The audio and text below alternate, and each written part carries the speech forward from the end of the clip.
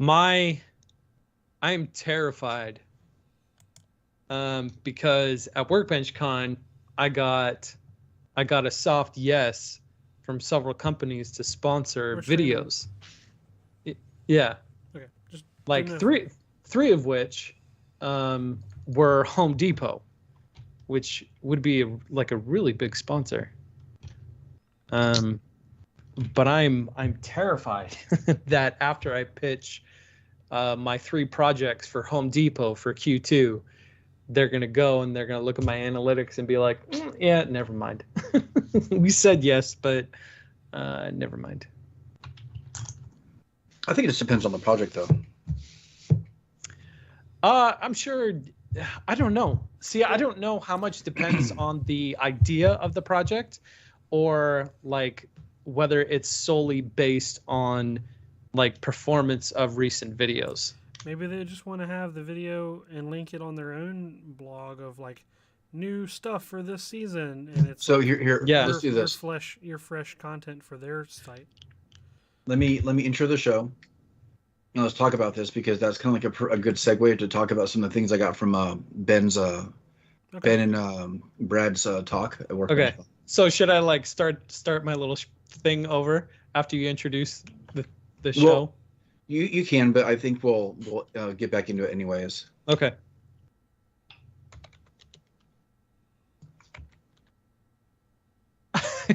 Gosh. On a salad of all. What part of a salad? That's a very. It was a cabbage salad. That was your mistake. There was my mistake, but it had like little ramen pieces in it to give the cabbage. It's like cabbage and vegetables and like little ground up ramen pieces, and it's really good. Is the ramen cooked? No, it's not. It's not. That's cooked. why you broke your tooth on a dry. Ground up ramen. Freeze dried ground up ramen. There you go. But I mean, it's like when's the last time you've heard of somebody like busting a tooth eating a salad with ramen in it? Bugs Bunny. Yeah. Sorry, Sean. I totally derailed the whole. Hey, let's get started. You need to come up with like a better story of how that tooth broke. I know. I do. I'm glad it didn't like expose a nerve or anything. I can, and my head doesn't explode with like sensation, so I'm okay. And I'm gonna go get it fixed next week. But still, it's so dumb. See, when I edit the episode, I'm gonna have like 4 different things to choose from of what that stinger is gonna be at the end now. Of you going, yeah, my head's gonna explode from excitement or whatever. Anyways, From sensation. all right, I think we finally got our energy levels up to start. What's up, Internet? You're listening to the Making Geeks podcast, a podcast for makers, families, and geeks. We're back here with another cool episode for you. If Donovan's tooth doesn't derail the entire episode for the next hour. I'm scared to eat anything now. I'm serious. Like, I have my dinner sitting next to me. I've taken I think our audience wants to hear the story. Oh gosh, I was eating a salad. Mm-hmm. I was eating a cabbage salad Mm-hmm. that has like cabbage and vegetables and Rocks. rocks. Yes, I was eating rocks and I busted a tooth. It was totally surprising. No, but it had like little pieces of little ground up pieces of ramen. And I've been eating cabbage salad for a long time and I've never had any problems. But today, for some odd reason, I apparently bit into something at just the right angle and at just the right pressure, and it broke the whole corner of my tooth off. And so you can eat your vegetables and you can break your teeth too. And it was terrible because I didn't realize that my tooth had broken, and so I was crunching. I was like, oh man, what is in this salad? And so I'm like trying to figure out if there was like, because sometimes there'll be like a whole peppercorn kernel or something like that. That when you bite into, like it's all enamely and stuff. Ugh. I know. I didn't think it was my tooth, but apparently it was my tooth. Wait. Did you get the CA glue and the accelerator? No, but I did learn something interesting. That fillings, when I was a little kid, I got like the silver or whatever metal it is, where if you bite into a piece of aluminum foil, your head goes Shock crazy. yourself? Yeah. Yeah, you shock yourself. Well, I got all of those taken out and replaced with enamel fillings, like quote unquote enamel. Well, I thought they were enamel fillings. Turns out they are UV resin fillings. Yeah. Like the same material that we that we make stuff with, Because a little in our purple light shop. they shine in there. Yeah. Yeah. I don't know why. It never like clicked in my head Yeah. that, oh yeah, UV resin, that thing that made the other thing is the same stuff that's in your It mouth. must be like a different like formula though, because as toxic as they say this stuff is, I don't know if I would want to be putting that in my mouth. Yeah. I went to It's specially formulated for oral applications. food safe. You've been waiting to say that sentence for a while. Yes, I like the way I said it better. Yeah. So, Donovan, I'm curious. The tooth that broke, is that a tooth that had a filling in it at one time? Yeah. So it's weird. Like it broke right where the filling was from like where the rest of my tooth just fell out. So the filling is still there, but the rest of the tooth is gone. So I would guess that it's been cracked for a while, and just for some reason, like a rogue piece of lettuce just took it out. Cabbage. But yeah. Cabbage. Or freeze dried ramen chunk. I mean that's something you typically like gnaw on. I mean, Or the rocks. or maybe it was a freeze dried pea, because those things are pretty hard in there, right? Or like a little. See, I usually hear stories like this with like popcorn kernels. You know, Yeah. like eating popcorn, you'd like chomp on a kernel. I'm bad about chewing those. Yeah. I have never heard anybody that's like, oh, I was eating salad and busted my tooth. Gotta think of a better story. Do you guys ever eat like the raw ramen, like out of the bag, like top ramen bags? Isn't that what he's talking about? Yeah, I think so. He said ground up though. Yeah. So Like I used to eat it. I used to eat it as a snack. So it's a powder or what? Like the dry noodles Yeah. come dry in like a package, No. and you mix in like the seasoning, which is basically all sodium, and you shake it up and you eat it like a snack, like chips. No. oh, so bad for you. No. We used to eat it all the time. Yeah. I used to eat a lot of ramen, and then I lived in Taiwan and ran out of money one month because we would get a stipend every month that for like food and whatever expenses that we needed for that month. And one month I ran out of money, and so I just went to the store and bought like 2 pallets worth of ramen, which was like $2 because it's so cheap over there. And every Cheap day and for free. every meal, breakfast, lunch, and dinner, I had ramen. And after about 4 days of doing ramen for breakfast, lunch, and dinner, I couldn't do it anymore. I would be so hungry that I would go through the process of like opening up the package, filling the thing up with the water and cooking it, and then I would sit down and I would sigh as I looked at this ramen, and then I'd dump it out in the sink and go do something else. So for a long time after I got back from Taiwan, I did not touch ramen. I'm like, nope, can't do it. I mean, It's only been within the last like 2 years that I've been able to eat ramen again. might as well just get like dried spaghetti and all on that. Isn't that the same thing? Yep. No, Well- actually, it's not. I know the ramen's like parboiled, isn't it? And then it's freeze dried. I don't know. There's something different in the manufacturing of it. Is it tastes like a raw ramen noodle compared to like a raw, not raw, like a freeze dried ramen noodle compared to one that's like from like spaghetti. Yeah. It's not the same. I'm pretty sure the ramen's already cooked to a certain degree, and then they And then like extract all the- dehydrated or something. Yeah. Extract all Yeah. the moisture. If anybody knows in the audience, let us know. This conversation has gotten off to a weird start. Yeah. Hmm. How's it going, guys? Good. Spaghetti is a lot harder. So how you guys been this week? Anything new? Anything interesting?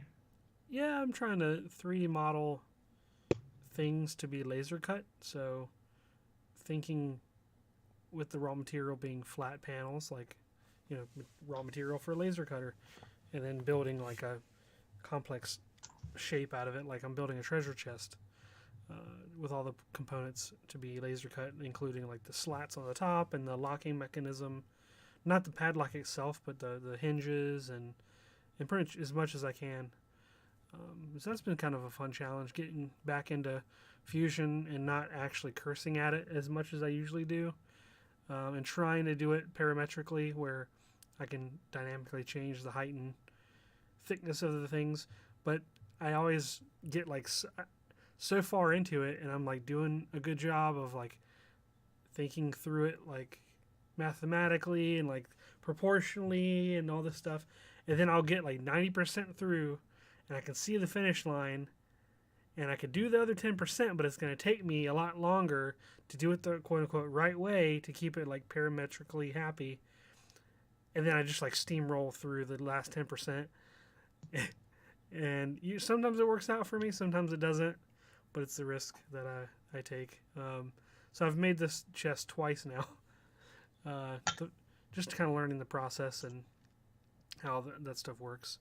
And running into a little bit of an issue with some of the pieces, but that's to be expected.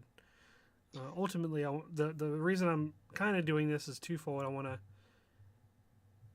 kind of get a handle on that sort of modeling, which I've never done, with all the finger joints and all that stuff. And then the other thing is Glowforge has like a catalog you can submit designs for, where people can purchase or download your designs, and you as the creator get like a revenue stream from it. So I'm going to try that and see what happens. So like Etsy for Glowforge? Mm-hmm. Mm.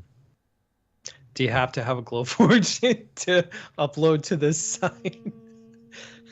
Speaking of Etsy, for anybody that does Etsy, do you guys do Etsy at all? Not really. No. I don't like Etsy. I do Etsy, and I do okay on Etsy. I'm making more on Etsy than I am on YouTube right now, which is kind of funny. But they just increased their fees to 6.5% per transaction. And I was like, oh man, because it's funny. Etsy increased their fees, Amazon increased their fees, Netflix increased their fees. Like Glowforge is increasing their 25% increase. Yeah. Really? For Yeah. like the 20 subscription or whatever? No, all No, the no, hardware. to actually buy a machine. Whoa, really? 25% and charging you shipping on top of that. Shipping used to be free. $350 shipping now. Oh my gosh. So if anybody's looking for a Glowforge, you might want to use my referral code before the prices go up. Save yourself some money here. Mhm. It's so weird because it's like companies will use like what's going on in the world right now as justifiable reasons for increasing prices and all this other kind of stuff. But you know they're not going to go down once things calm Yeah, down. it's just like the baggage fees. It's Yeah. just like, oh. Airlines instituted the baggage fees back when there was like the last fuel price increase as a way to like supplement, and then they're like, oh, here's a giant revenue stream we never knew about before. There's no way they're going to take care, get rid of it. Look, people found a way to pay more, so let's charge them more. Yep. Yeah, it is all crazy.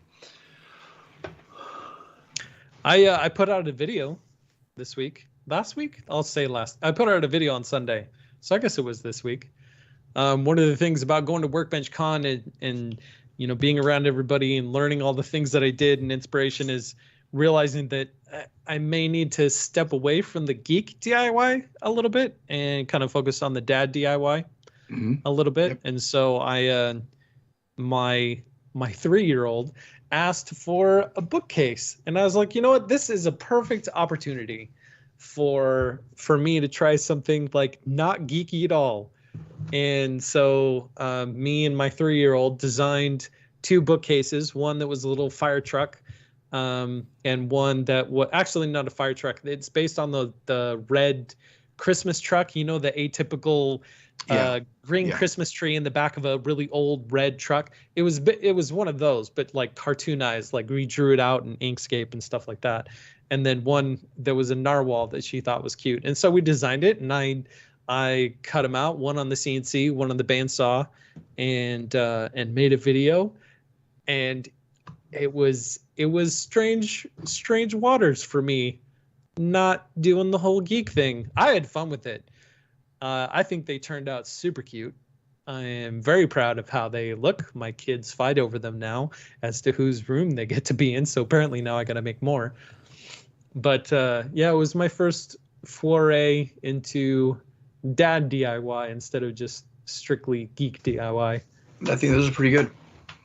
Yeah. And right now I'm making a noodle board, what? stovetop cover. Oh, Some people call it stovetop cover. Some people call it noodle board. It's just the thing that goes over the stove when you're not using the stove. be ready for a barrage of comments people telling you you're going to burn your house down. It will. Yeah. Well, it's like You will. I have a gas stove that has these like covers on them that like move around and pop off, and it's super annoying. Hate it. Love gas stoves, but just hate these little detachable thing. Don't like them. And so I wanted to create a noodle board, stovetop cover, whatever you want to call it. And so that'll be my video that hopefully come out this Sunday.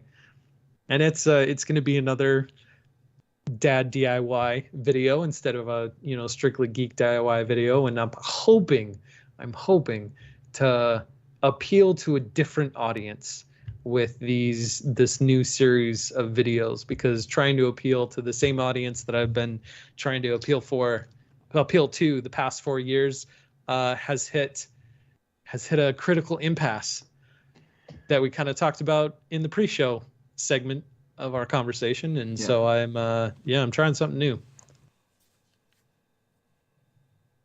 I'm currently working on my next video. I'm already halfway done with it, which is probably the fastest turnaround I've had so far.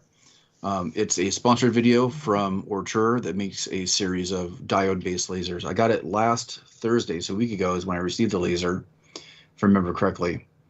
Got it together, started testing it. I did my first test cut the other night and realized I kind of don't like it.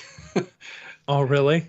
Well, I did a very, very small and fast test. No, I shouldn't say cut, but I did a test engraving just to make sure that it turned on, it worked, and the laser fired for the most part. But I'm so used to an enclosed laser system where I exhaust and all these things are handled, and there was a smoke coming up from the board, and I had nothing to handle the smoke. So when I cut again, I'll bring over one of the exhaust hoses from one of the other lasers and turn it on, and that'll help a lot.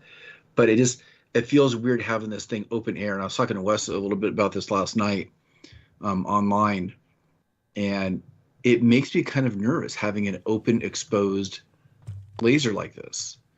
Do you have to wear the glasses, the big green glasses or whatever? Yeah, I do. I was trying not to look at it anyways. But I had the big green glasses on, and it was a really quick cut. It was only quick engrave. It was only like 2 or 3 minutes. But all this stuff starts going through my head about, okay, how am I going to do this? How am I going to change this? Do I really want to run 5 tests for this thing? Because I want to do about 5 different engravings. How bad is it going to get? Just on the materials that they sent you, or like on something else? I want to do a quick test on all the different materials they sent me. Supposedly it engraves steel. It engraves lacquered steel, which is something I didn't know the diode can do, because it's not. I don't remember it being advertised that way, but I see a lot of people doing it now. Mm-hmm. So I'm looking forward to trying that out, because I thought that was only possible with a fiber laser, but I guess you could do it with this thing too. Leather, wood. What's really interesting is you could only engrave black acrylic. I guess if you have a clear or a more transparent acrylic, it won't engrave into it. I think if you cover the back side of it, I think it will. Otherwise, I think the laser the diode just passes through is part of the problem. Really? Yeah, like I saw a video earlier today of somebody engraving on glass with the diode laser. They took a dry erase marker and had to color the inside of the glass for it to engrave. Just the nature of the diode is different than the CO2. It's different technology, so. Weird. Yep. So I'm hoping to have that video done by this weekend so I could send it out for approval and hopefully have that out next week. And then I have my other sponsored video to start. And I feel like I'm just kind of like working for the man right now. And YouTube rates are so bad right now. I'm really not that excited about producing more. I kind of feel like I want to put out like 30 videos between October and December, and then take a couple months off. Maximize the revenue that way. Yep. All sponsored? Oh yeah, and then maybe just get them all sponsored on top of that, so I can just like double dip. Yeah, sounds good to me. It'll fund Christmas every year for the next 10 years. 30 and 240 or whatever. Yeah. WS, what's up? What have you been up to? He's You making talked about his chest. the toy chest. Is the toy chest going to be a video, or is it this is just a project you're making just cause? No video, just as an exercise for me to do it, and then try to create some additional revenue streams. Wes, are you ever tempted to just, forget about Fusion, just hop into Maya and just do it faster? Fast like you can? Every single day. And it drives me crazy. I feel that way when I'm thinking, like, I could do this so fast in Blender, and I can output SVGs from Blender. So why can't you? Like, what is there a bridging incompatibility? Or... Well, from my point of view, I think it's really trying to make it be the right tool for the right job. And that I know that Fusion in a lot of ways is still the better tool. Okay. I don't think it's the better tool for everything, though. I think for boxes and things that are more geometric, yeah. I think it's fine. But the moment I start doing something organic, I don't want to try to figure that out in Fusion. Yep. Like the chess piece that I modeled, I did it in Blender because I thought Blender was the best tool for that. I know you could do it in Fusion, but I kind of don't want to. Yep. I get that. Yeah.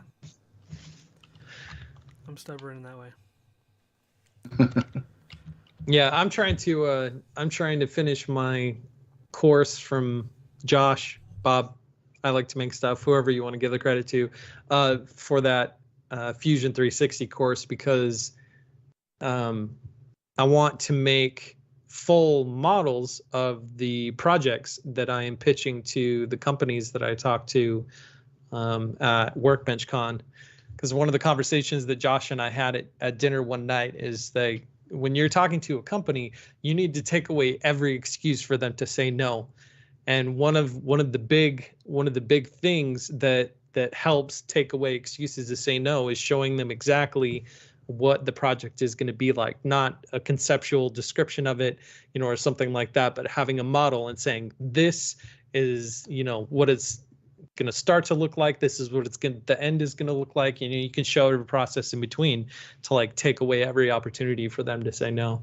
And so it really motivated me to want to finish that Fusion course so that I can learn Fusion well enough to go in and make the models and the diagrams and everything that I need for the projects that I'm pitching, especially to Home Depot, because those three are big projects, and it would be easier to sell them on showing them exactly what I'm building and what I'm doing, rather than just trying to appeal to them with just an idea.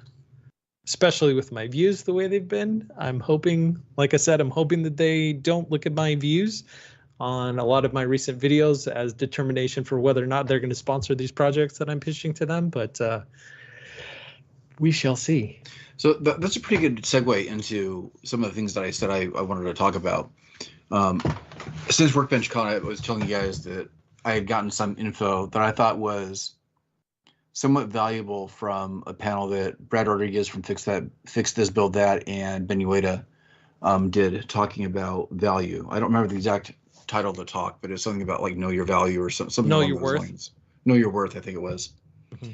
And one of the things that Ben talked about that I thought was really interesting, and this could very well be one of those instances where he's kind of in a league of his own that he was able to do this, but I still think it's something to kind of aim for in terms of working with sponsors when your channel may not be as big as a lot of others or have the same traction as a lot of others. And a lot of it had to do with with the way that you pitch your value, which went along with the title of the talk.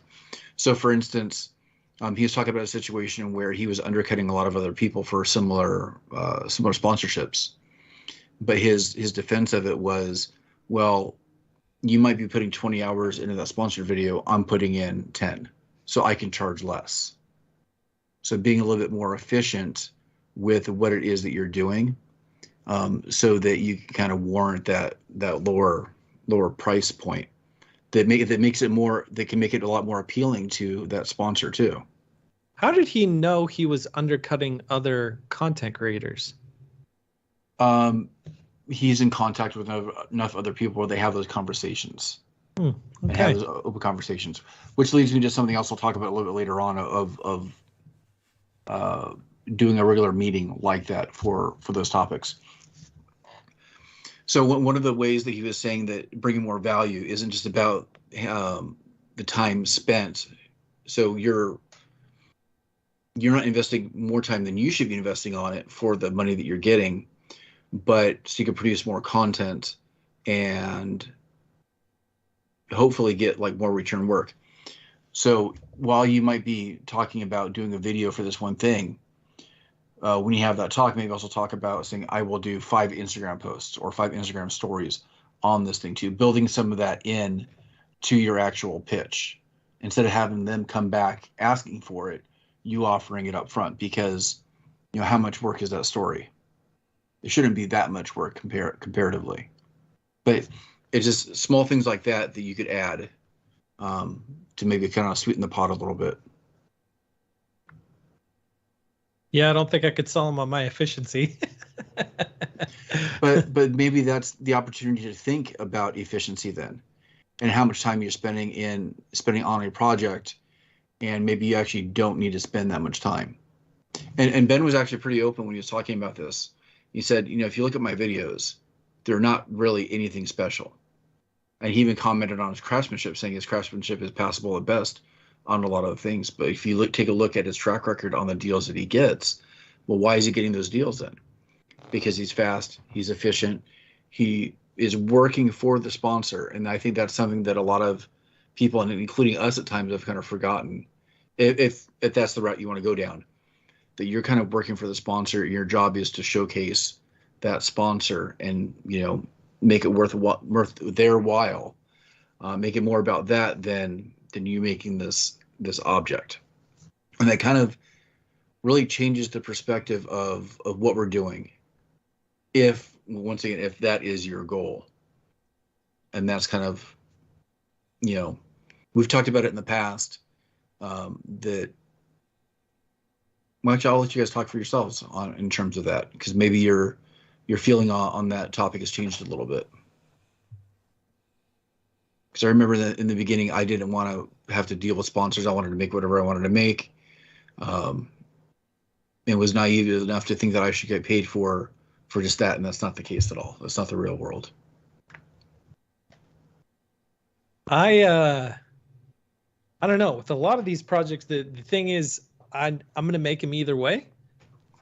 Like, even if they're not sponsored, I'm going to be making the project. And so to make the project just to put the company in the limelight doesn't seem like enough motivation for me. Then I guess you don't like money. No. That's the thing. Just to showcase the company, because you weren't talking about, you were talking about you need to make it worth their while. And I'm like, I'm going to make this project either way, with or without you. So yeah, but the thing if you can make it worth my while, then I will.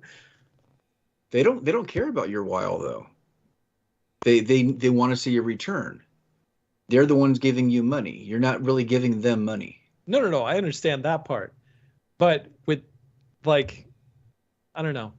Maybe my argument was a little bit mute in that the project itself was going to get made either way, with or without anyone knowing where I got my materials or whatnot. The project was going to get made. And so the benefit of saying, hey, this is how I did this project would be the benefit for would solely be for the benefit of the company, right? I think it depends on delivery, right? Because if you show a big orange logo in the background and say you got your materials there, that's really kind of passive. But if you make an active engagement of Home Depot is the best place to get these materials for a project like this, that's a lot different. Yeah. That's where doers get things done. And I'm a doer. So let's do this. Go back and look at any of Bob's sponsored videos with Home Depot. I think, and this is my opinion, I think. Wait, has he been sponsored by Home Depot? Oh yeah, quite a few. He's had some really big deals at Home Depot. My point is, I think that, and like I said, this is just my opinion. I think Bob does it pretty well in terms of the balance of, here's the project, I'm showing off this project, but also servicing the, being of service to the sponsor as well. Because you get to a certain level, that cash is pretty good. You want to keep that rolling.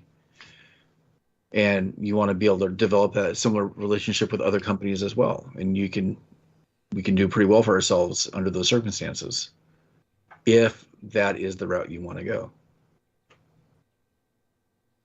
And Donovan, I know that hurts your soul a little bit. No, it doesn't hurt my soul a little bit. Yeah, but you've talked about it before. That's one of the the last things you actually kind of wanted, because I don't want to speak for you, but it seemed like you implied that it was a kind of like it would impede your creativity a little bit of making what you wanted to make. My frustrations with the prospect of working with sponsors was the fact that on January 1st of 2017, I started this company. And every week from January 1st to 2017 till last year, every week I would email, talk to, DM, whatever, any company that I could find that I wanted to work with, pitching them ideas, trying to build relationships with them, trying to get a sponsor for these videos. And in the beginning, I knew it was going to take work because I was a nobody. I didn't have subscribers. I didn't have, views and all that kind of stuff. But when my channel started to grow and I was still spending all of that time, week after week after week, talking to businesses, trying to get them to sponsor my content with no ROI on my part of the many, many hours that I put in trying to find sponsors to my content, I just got embittered by the whole process and realized that it's a numbers game. Well, of course, because you're cold calling. Yeah. And but unless that's all I knew how to do. I didn't have any pre-existing networks or connections, or Ben Ueda had an entire marketing and architecture agency that he built his YouTube channel off of. Yes. He his craftsmanship and whatnot is not that great, but his pre-existing network when he started his YouTube channel was phenomenal. So there's that. And it's it's hard to find applicable material in listening to people like that talk about what they think we should do to be like them when we are not them. Well, then how about from Brad Rodriguez's standpoint, because he's probably somewhat similar to our boat, and it was almost the same for him. Yeah, but how did he do it? I know he's talked about it on the podcast, but I haven't listened to his podcast for so long that I've kind of forgotten. In a similar way of just being able to provide value that way, but Brad's pitched, how many brands over the course of the years? Because it's a kind of a rhetorical question. Just the answer is a lot. And just that, from pretty early on, he was in the game of making money for other people and in turn getting money for himself. And then in more recent years, it's a little bit different. He still has some of the bigger brands. This is all based on the talk. But he's also making a lot more off of plans and actually owns a little bit more of his own kind of. Yeah. So what did Brad say? You talked about what Ben said during that talk. What was Brad's take on the topic of knowing your worth? Similar in the spirit of the conversation was kind of the same from both sides, but how they got there, how each person got there was just a little bit different, though. I think Brad had to bootstrap it a little bit more, but he was, in fairly early on and doing those things consistently. I don't know if he was cold calling to first get some of those deals or if they came to him. At some point, I think they came to him, which I don't know, a lot of people that I talk to, it seems like you get headhunted more than, going out and cold calling, unless you have an agent or someone to rep for you. Is that just what we need? It's all hire an agent. I don't think that that's quite the answer either. Unless you want to incur that cost. Didn't you have an agent for a short while? Well, I still have a company that I signed up for that goes out and finds businesses to work with. Has to that work with you. had a return for you? No. Nope. I wish it did. I really wish it did. Because I think a lot of it is like, once you get one, I think it would be easier to get the second. And once you get the second, it'd be easier to get the third. That's my thought. But it's just finding that one. Well, you have an opportunity right now, so make that the one. Yeah. I mean, which is why I'm, putting this time into trying to learn Fusion 360 to make sure that my pitch is impeccable, and I am taking away all of those opportunities for them to say no, so that they'll want to work with me. Wes, you're almost uncomfortably quiet. Well, I'm in the boat of I don't have any sponsors, so I don't feel emboldened to do anything for anybody at this point. So, well, I mean, of course, I had a sponsor at one point for like PCB manufacturing, but they didn't seem to be interested in doing it anymore, so that's fine. So at this point, I'm almost wanting to do like a Better Off Ted sort of angle and do like fake sponsors. I've been thinking about doing that for a while, like do joke ones just because. Yeah. Viridian Dynamics. Yes. That would be, oh my gosh. I'm so tempted to do that. I know, right? The other couple things to kind of close out this one part of what we said we were going to talk about was to. There's a mention about Pinterest and utilizing Pinterest more, and I think it had to do from the standpoint of promoting plans. But I think that's a tough sell. At least for me, I think it's a tough sell. I think that if you have a certain amount of traffic and you're fairly well established, I think maybe that's not a bad way to go. But if you're starting at ground zero, I'm not sure that's the initial push. Yeah, I think at some point down the line it might be. A lot of my stuff doesn't even really have plans applicable to it. Like, right. Do you want to buy plans to make an Avengers snow globe? Like, I don't know. That's not even like a thing. And that's the tough thing too. You make a one-off of something, it's not really meant for reproduction. Exactly. If I was woodworking or something like that, or doing these treasure chest things and not going through Glowforge, then maybe that might be in a different avenue. But like laser cut stuff. But I don't know. I don't like to have things reproduced so often that I would need to have a plan for it. So that's probably why my business plan doesn't exist for that sort of thing, I guess. Maybe that's the problem.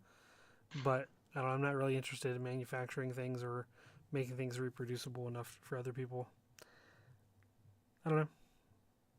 Yeah, that was one of the thoughts that I had at Workbench Con when I came up with when I realized that it's like stepping away from the whole geek DIY thing may be an advantage, and strictly focusing on dad DIY stuff is the fact that for some of the companies that were there at Workbench Con and talking to them, Verathane specifically, but I mean there were others.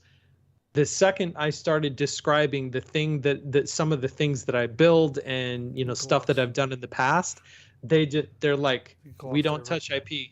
Yeah. Like anything IP, like we don't touch it. We don't work with it. We won't sponsor it. It's illegal. It's a legal nightmare.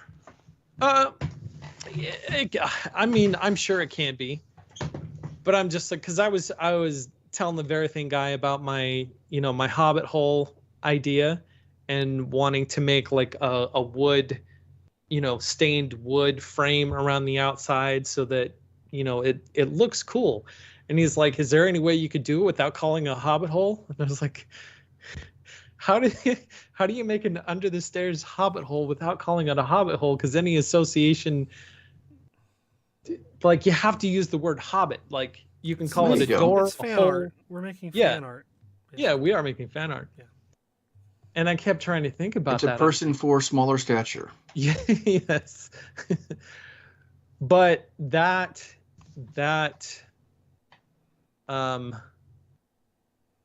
hesitancy that I think a lot of companies have towards maybe specifically our little niche here of geek DIY builders It's not even that niche anymore. may be one of the reasons why just nobody wants to touch it.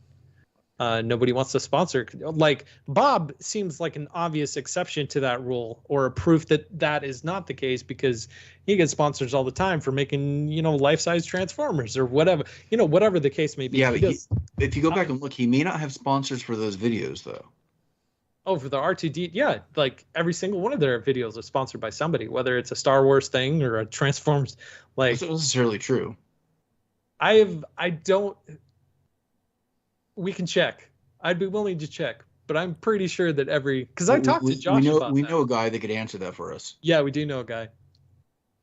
But that is one of the reasons why I decided to kind of lean away from Geek DIY for a little bit and try and focus on DIY is that replicatability of the things that I'm building outside of just the video itself. And maybe finding plans that will be popular enough that they'll compensate for not having sponsors if I can't get sponsors. I don't know. I've been doing this for 4 years and it still seems like uncharted waters. A lot. I think they've been charted. I just think that the tides shift quite a bit, and you have to be able to position yourself in a way to kind of move in those different directions. But I think you're doing it. I think by moving away, not 100% hopefully from some of the geek stuff. But Yeah. I think if you pepper in things that are kind of IP agnostic, then you would probably do a little bit better. In a small way, and I don't think I even consciously intended this. That's why a lot of my videos, they might have a geek reference in it, but they're not. The build themselves is not geek. Centric as much anymore, because I had kind of gotten that feeling a little bit, but I think it was subconscious. I don't think I was like fully intentionally doing that. It's just a feeling I had. I mean, all you guys, I don't have a video with over 1 million views, but all you guys that have videos that are over 1 million views, most of them are IP based. Are they not? Oh, they are. Yeah. But that's a different conversation though. You're not talking about what kind of views the video gets. We're talking about whether or not somebody would want. If you're trying to bolster your subscriber count so you look more advantageous to selling yourself to being on the radar for someone. I'm all about selling myself. Sponsor. Like you were saying, you hope that Home Depot doesn't see how little traffic you have or whatever. Like, I don't know. There's something to be gained by building up your numbers however you can, and then at that point having enough confidence in your numbers to present them as something of value to somebody else. Yeah. Which again, trying to find a new audience or just starting a new channel. I don't know if that's 100% the solution either. I mean, that's what my wife thinks I should do, is just starting a new channel. I mean, to take all these different sharp turns, hoping for a dramatic improvement, I don't really think is the right thing either. Yeah. Obviously, we're still trying to figure out what the right thing is. Otherwise, we wouldn't keep having this conversation, which I feel like we've had before. So let me ask you this then. If you had to predict one change for your channel that you thought would have the biggest positive effect, what do you think that thing would be? Home remodeling. Okay. For me, I think it'd be just same thing. No, I was gonna say you came to that answer so fast I didn't have time to think of something. Oh, okay.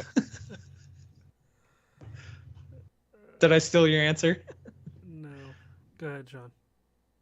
For me, I think it'd just be more content. My production rate is so infrequent. I think that making it frequent would actually have probably the biggest positive effect. See, and it's like you have companies reaching out to you. I got an email right here as we're talking. Like consistently, and that's amazing. Even as much as you say you don't put out content, you every week it seems you're like, oh, I got another company because of one video based on a stupid brand, and now I'm turning into the damn laser channel, and I don't want to be the laser channel. I don't want to be the Ninjago guy, but I don't want to be the Nintendo guy. That's a lie. Yes, I do. If Nintendo came to me like, hey, I want you to make X, Y, and Z for this upcoming game, and I'd be like, where do I sign? But that's so unlikely to happen. That Wes, I think you need to come up with your own IP and just own it, and then go for it. Yeah. And then make all the characters like Nintendo adjacent. Right. Like just enough that it's like almost like parody, or they can't come after you. Yeah. IP adjacent. IP freely. All the time. Oh man. So what else should we talk about? Should we talk about Obi-Wan? You want to talk about Obi-Wan? Yeah. Is it time already? Yeah, we could do it. We're going to throw a couple things at the wall, see what happens. Do some predictions. So the teaser trailer for Obi-Wan Kenobi Disney Plus series dropped, and the internet was freaking out. I was freaking out. Looks pretty cool so far. There looks to be some Inquisitor action in there. If you played the Fallen Order Star Wars game and some other properties, you've seen those Jedi Hunter evil creature characters, always dressed in black with lightsabers, and there's like the female order. I forget what they call. What are they called, Donovan? You're talking about the Inquisitors. Yeah. Yeah. There's like a name that they have in the Fallen Order game. I forget what they are, but I just saw. I don't remember. I don't know. I never played Fallen Order. You definitely should. Should I? Yeah, definitely. I'd be surprised if there aren't going to be further references, like maybe some more BB or BD units. So there's like a little droid, looks like a little chicken, that he popped up in the Book of Boba Fett series. He originated in the games, so they're doing more cross pollination. And I wouldn't be surprised if the main character from the game showed up in live action too, because he's supposed to be around when all that stuff happens. Possibly, I mean, I wouldn't be surprised if he showed up in the Kenobi thing. It seems like they're pulling material from all over the place. So, you want to have some predictions of, maybe some more details of what we saw in the trailer. I noticed Luke, who was like pretending to race on a pod racer. There's like a kid Luke, which was kind of cool. That was my son's age. I heard Darth Vader breathing in the background at the end of the trailer, super subtly. So that's already pretty much been established that Vader is going to be in it in some capacity, whether it's the Vader himself or if it's Anakin before he turned to Vader in like a flashback form, showing some adventures with Obi-Wan. I'm not sure how they're going to do that narratively, but have you watched Clone Wars and Rebels? I do not have enough time. I've tried to start into that. I don't blame you. And a lot of the episodes are so dry and so they just do not hold my interest. I've tried so many times, and like if I have to put up with Jar Jar in any other form, I just don't. I have no interest. I really don't. And I've just tried, and it just seems like such a time investment, and I would only be gaining just from the canon that's introduced, and not. I don't know. It just doesn't feel like I would have a return for my investment of time. Whether or not I've tried like numerous times, so that's a long answer for a short question. No, I haven't. I want to comment a little bit about the trailer really quickly, and this really doesn't have any bearing on what is actually going to happen in the show. But as I'm watching the trailer, there was a part of me that went, oh, "This feels like Star Wars," just for a brief moment. Yeah, and not every frame of the trailer, but enough of it that kind of like presented like this peace over me, like a calm, like a familiar territory of why I love Star Wars to begin with. Although Classic more damn desert. I mean, the Duel of the Fates. I mean, you can't yeah, go wrong with that. yeah. More desert. You know what that signifies, though, right? Darth Maul. Yeah. Mm-hmm. Yeah, we're supposed to see an epic battle between the two, from what I've heard. I mean, they've already done it in Rebels, but I mean, Yeah. it's. Yeah, they're just gonna rehash what you've already seen in cartoon form. Like I know, yeah. Yeah. That's. I want to be excited about it. I'm not, but I want to be, because I feel like I've seen this story before in cartoon form, and it's just going to be the live action remake of what we've already seen. Almost beat for beat. Like there's elements that seem like they're going to be very unique and very different, especially like exploring his life, as he just hides out and integrates in with the people and the culture and whatnot. And so that'll probably be new and interesting. But I'm just like, did they know show how this ends. any Luke as a child in any of those cartoons? Mm-mm. So that's new. That's a new. Well, I mean, they like direction. baby Luke. Yeah. Yeah, but not like kid Luke. Yeah. Where he's like watching him grow up from a distance, and all the Well, stuff that it's happens. more about his relationship with the Inquisitors and Darth Maul, especially because there's a whole plot line where Darth Maul tries to figure out where Obi-Wan is, and finally figure out where he's at, and then goes to him, epic battle. Akira Kurosawa style, and that plot line is now over. So, I want to be excited for it. I'm gonna watch it either way. What episode is Grogu going to be in? What do we say? 6? Episode 5 or 6? I guessed 5. A lot of people left. Yeah, a lot of people put down 6. If it's 6, there's just enough time for him to like be rescued at the end in the last half of the episode, as like a little toddler Grogu. Are we going to find out that when Obi-Wan went away after episode 3, that he was smuggling a little Grogu in his little cabin there?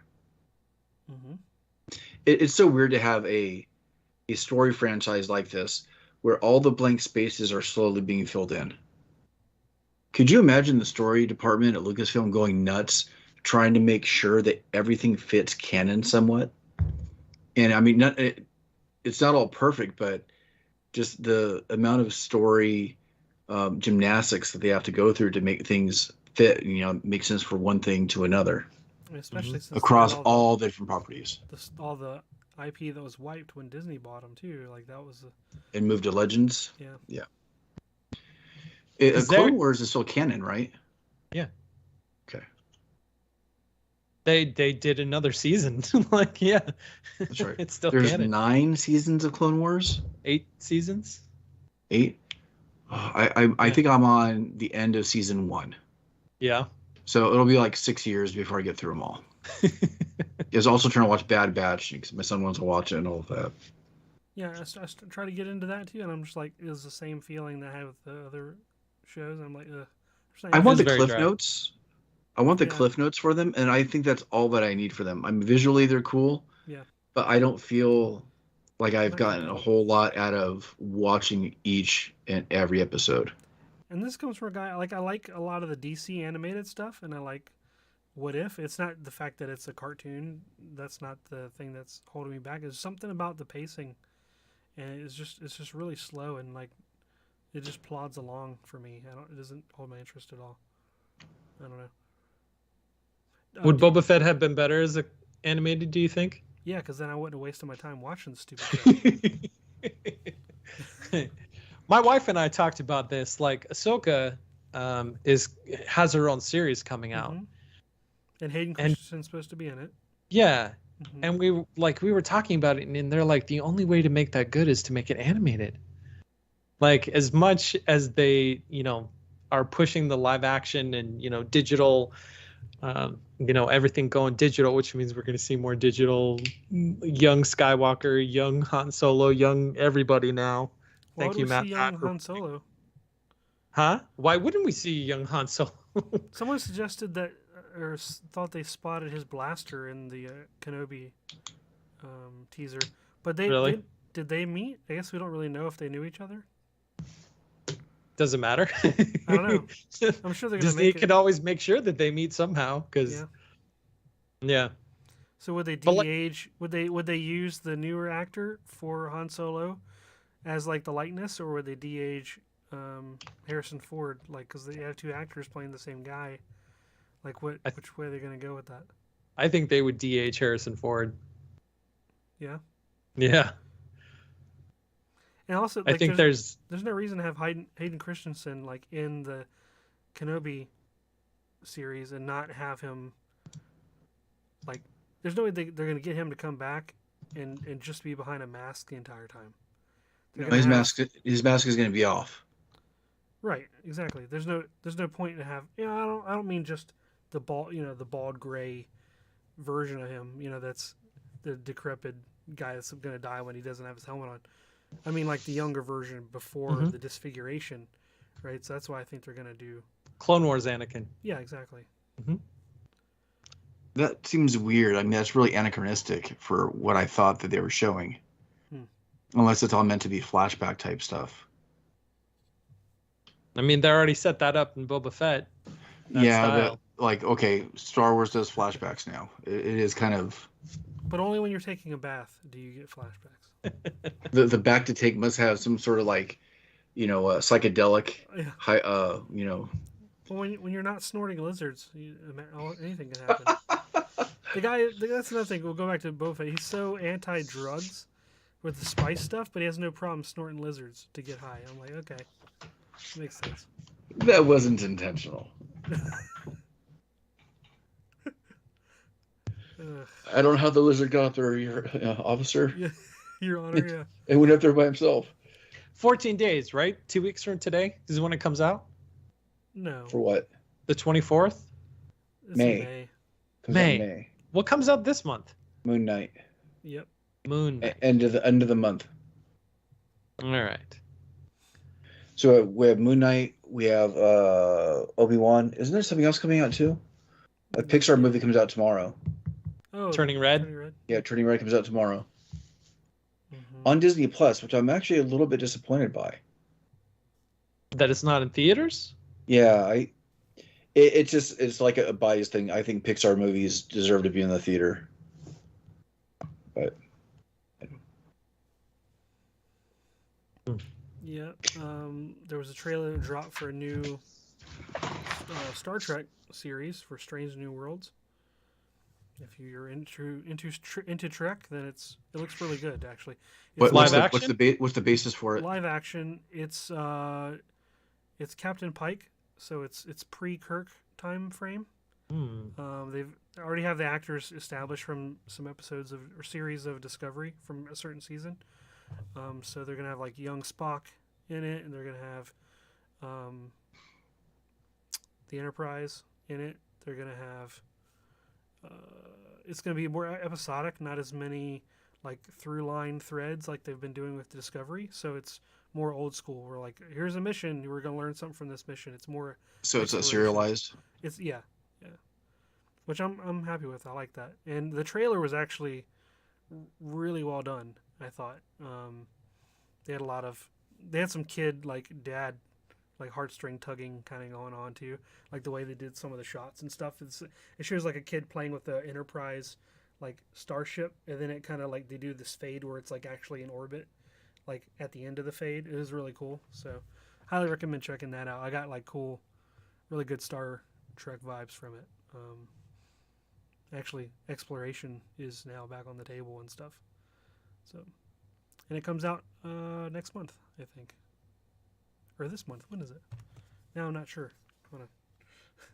So what I know, Donovan, you do watch some Star Trek. I always forget what you watch though. You watch Discovery, or no? Or you... Well, all of the HBO stuff I haven't seen except for Lower Decks, which I bought on DVD because I don't have an HBO subscription. Paramount Plus stuff. Yeah, or yeah, Paramount Plus, not HBO. Paramount Plus. So anything on Paramount like that's been exclusive Paramount Plus, Yeah. I haven't seen. Okay. The rest of it, I've seen I've seen all of it. Star Trek was one of those things that was it Sunday nights we would watch like every Sunday night. My mom and I, because she was kind of a Trekkie too. May 5th. So I just looked it up. Sorry. May 5th. Yep.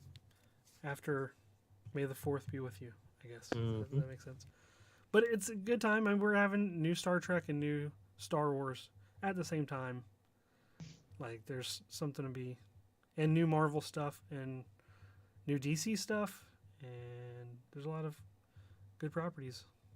Even if Good time to be a geek. Yeah, even if you're grumpy and don't want to watch this stuff because it's not like it used to be. I mean, I'd rather have it than not have it, generally speaking. So, I don't feel that's pointed at me at all. except for Boba Fett, that could rot in hell. I hated that. So is that what you're geeking out about? Is that Yeah, those two things: Star Wars Yeah. and Star Trek. Mm-hmm. Sean? What are you geeking out about? I was going to have you go because I had something and I forgot what it was. You had somebody forgot what it was. Yeah. So Matt is talking about Star Wars and this conversation that we've been having. Matt Pat on the Film Theory channel just came out with a great video about how Disney owns your face. Oh, okay. Wait. Pause. I have that up on my screen because I wanted to talk about it, but maybe save it as a topic for another show. Oh, okay. So We can do that. maybe talk about it briefly, but I think it'd be a good conversation for another show for a topic. If you haven't watched it, Yeah. go watch it because it talks about this whole digital de-agifying, young Luke Skywalker, young Hayden Christensen, Darth Vader, all that other kind of stuff. And it spells it out in a way that is very insightful and kind of terrifying a little bit at the same time.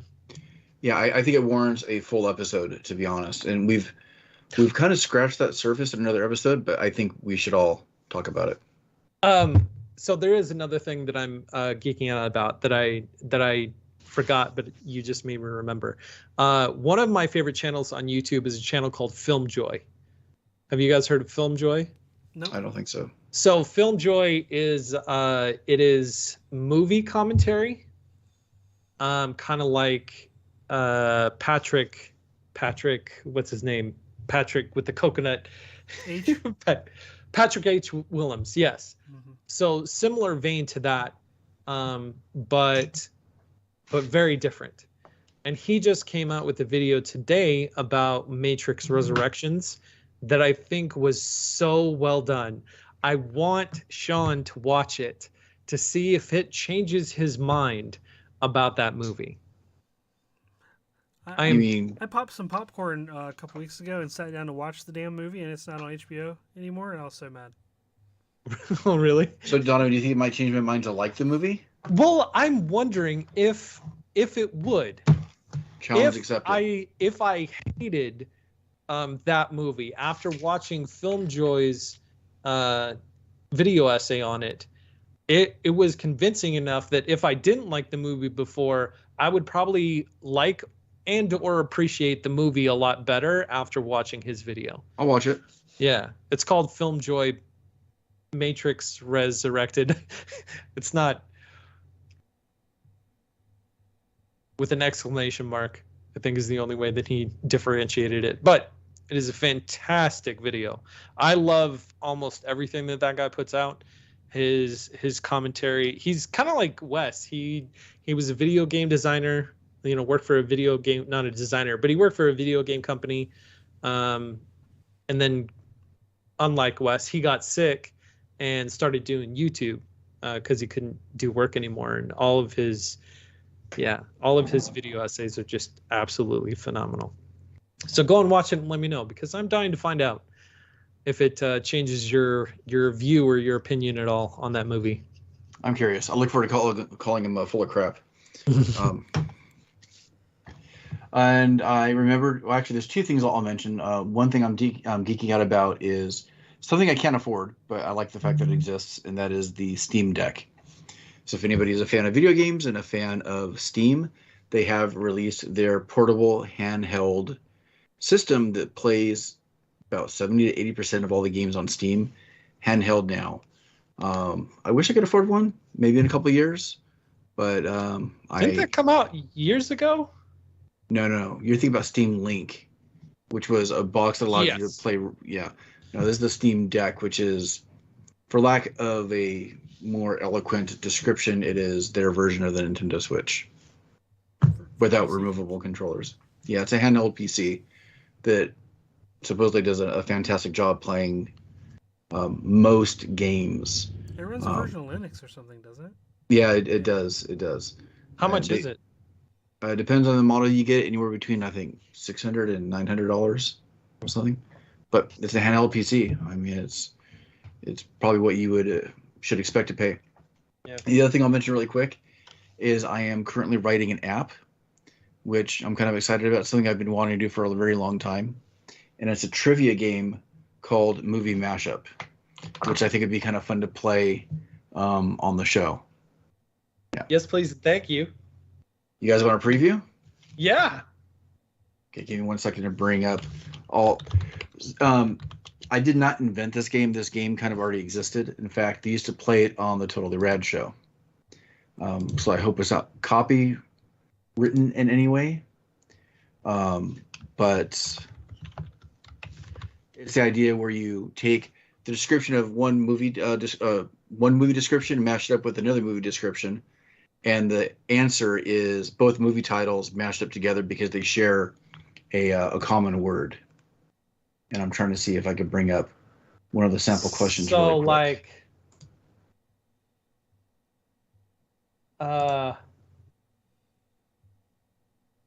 If you described From Dusk Till Dawn and Dawn of the Dead, the answer would be From Dusk Till Dawn of the Dead. Something like that, yeah. So like that? Okay. And before and after for Wheel of Fortune. That's smart trivia right there. Because you gotta know enough about Okay, the so movie. here's one. Some of them are kind of like a little bit esoteric and a little bit hard, just because I went through almost every movie I could think of trying to come up with titles that would actually work in this way. I only have about 70 written so far. A martial arts expert enters a kung fu competition to confront his sister's murderer before befriending the last dragon who donated part of his heart to save a life. Enter the Dragon Heart. Yes, you got it. That is cool. Yes, I have like 70 or 75 of these written so far, and I built the app in a kind of a crap platform just to kind of get it working. And then over the summer, I might be trying to do it legitimately. So we'll see. It's You labor could Wordle intensive. it, and 3 months after, you create the app, it could sell for $1 billion. Sure, except I don't own this idea, and I don't know if somebody does own it. There used to be a I don't think movie. Wordle was a unique idea. No, before they made it Wordle. isn't. But so there was a movie trivia show on TV for a while that featured like some celebrities, and Jane Lynch, I think is her name, was the host of it, and they used to play this game on it.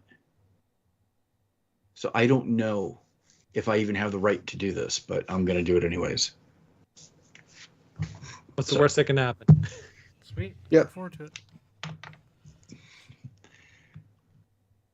So what do we got next? Well, Yep, speaking go ahead. of things that I look forward to, is mentioning our patrons over at patreon.com/makinggeeks for helping us keep the show on the air with their contributions every time we release an episode.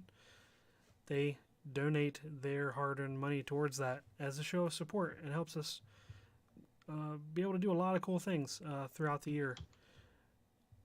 Including our top patrons, I would like to thank Jordan, Square Splinter, and Clinton. Among all of our patrons, you guys are on the top, but we love each and every one of you and appreciate you very much. Thank you.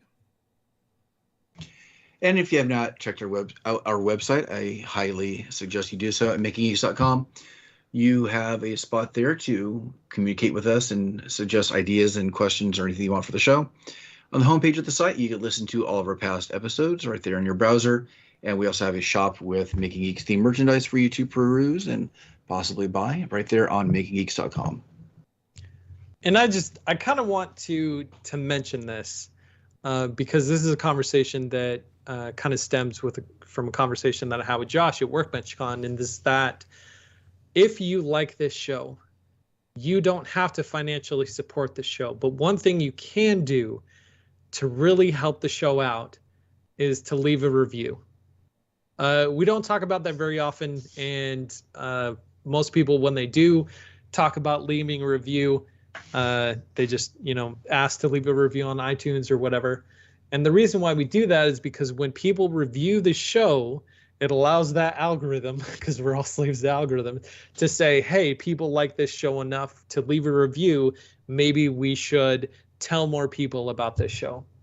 So if you like this show, do us a favor and go leave us a review on whatever podcast player that you do, so that you can show support for us with just a click and a few keystrokes, and hopefully 5 stars. But we can understand no matter what the rating, just go ahead and leave us a review, and please and thank you. But other than that, if you want to talk to us individually about anything we talk about on the show or projects that we're working on, anything like that, you can follow Wes over at Geeksmithing. Sean, you could follow at Geek Builders, and myself, you could follow at Once Upon a Workbench. And we'd like to thank everybody in the live chat for hanging out with us. It was like seeing those familiar faces and even a couple of new ones. And if you'd like to be part of that fun time, we record every Thursday night at 9:30 Eastern time. Is that right? Correct. Yay. 6:30 Pacific, and somewhere in between is Central and Mountain. Uh-huh. And you can find new episodes of the show every Saturday morning on your favorite podcast player of choice. And once again, I'd like to say thank everybody for listening. Have a great week. See ya.